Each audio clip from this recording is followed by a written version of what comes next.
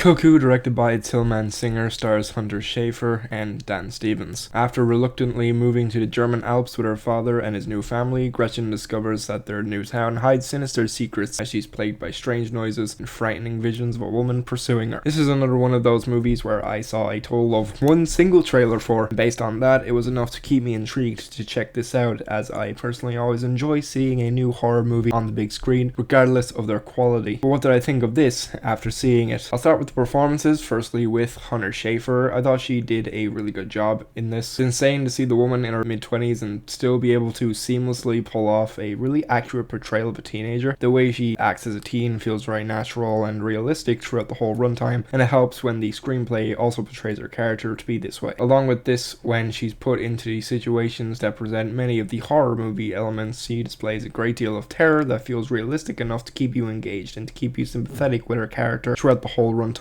which makes for a good argument for Schafer to be a possible screen queen in the making. Some aspects of her character did bug me, however, it's more down to the way she's written rather than her performance, as she makes the arrogant, angsty side of her character to be as accurate as it could. In a way, I suppose this elevates her character rather than bringing it down. Dan Stevens is quite the riot in this role, and you can tell throughout the whole movie he's having such a fun time with the material he's given. His accent borders between being natural and over the top at times, but for the type of character he is in this, I thought it worked well. It presents a good balance of being charismatic and creepy all in one, as it's clear to see from the early introduction of his character why people will be drawn to him, but as the movie progresses, he does show off an impressive range of being threatening, and whenever he does appear on screen, it's clear he wants to present himself as this great force and manages to steal the scene whenever he appears on screen. I think I went into this thing with higher expectations than I should have. In the end, it didn't end up being something I didn't think it would be, but I still felt somewhat empty by the time this movie wraps, and surprisingly, for a movie with only an hour and 40-minute runtime, it surely felt a lot longer. This thing suffers from a massive pacing issue, which causes the overall product to be really sluggish, and it takes ages for things to really get going. The movie portrays itself to be so high concept, perhaps even wanting to be part of the elevated horror crew, but instead comes across as overstuffing itself with so many ideas that ultimately don't work. I did appreciate the fact that it seemed to want to mesh together the genre of a coming-of-age teen drama with a horror movie, but any development that could have been given in these drama elements end up being half-baked more than anything. I appreciated the movie being a little more out there, but unfortunately it suffers from what a lot of these types of movies tend to be doing recently, where the third act of the movie is taken up by explaining absolutely everything that's happened up until that point, which became really disappointing to see. As this is a horror movie, I have to talk about the fear factor in this one, and I am sad to say that a good majority of this movie relies more on cheap jump scares that are very predictable, more than actual chilling scares. On top of that, there's points during the scares where the sound designer must have thought turning up the sound would be enough to suffice, as there are so many parts during this scene where it becomes loud and obnoxious more than anything. At the same time, it was cool to see some tricks pulled in this movie, as we have the occasional scares done by having things creeping and crawling in the background for you to notice, and the atmosphere for a majority of the movie was done well here too, featuring lots of lurking shadows and some zany creatures to keep the viewer somewhat interested. I think the cinematography in this especially was one of the highlights. I have to shout out the director of photography in this movie, Paul Faltz, someone who, so far at least from what I'm looking at, seems to mainly work closely with this movie's director. There were so many really cool looking shots in this, along with the color grading and the lighting were really impressive too, which is something that has become somewhat of a rarity in the slew of modern movies. There wasn't arguably anything inherently groundbreaking, but there was some really beautiful looking shots, especially when they were focusing on the German landscapes present throughout the whole movie, which is somewhat its own character in this. In all of the scenes, the contrast between lights and shadows were always really well placed with each other, which made a lot of the imagery really cool to look at. Overall, I didn't exactly hate this movie, but I didn't like it as much as I was expecting to before going into this. Despite the movie on the surface wanting to be this high concept artsy horror movie, it's pretty straightforward and isn't too hard to comprehend, especially when the movie decides to explain everything by the end of it. It's a standard horror movie that unfortunately won't do anything for the genre in terms of evolving it in any way, but it's an okay addition to the genre, which can't be said about many other entries that end up being nothing but slop. So while Cuckoo may not stick the landing as much as I would have hoped it would, there's still some cool stuff here, but it leaves a lot to be desired. I'm giving Cuckoo 3 stars. This holds some pretty great performances, especially with Hunter Schafer at the helm, along with some really stunning cinematography throughout. The scares border from cheap, predictable and not being scary at all, frankly, but still does have some pretty nice creepy atmosphere to satisfy lovers of the genre. If more time was dedicated to creating a little more of a cohesive story rather than throwing out so many ideas together, I think this could have been a pretty interesting flick, but unfortunately it didn't do enough to truly grab me by the end of it.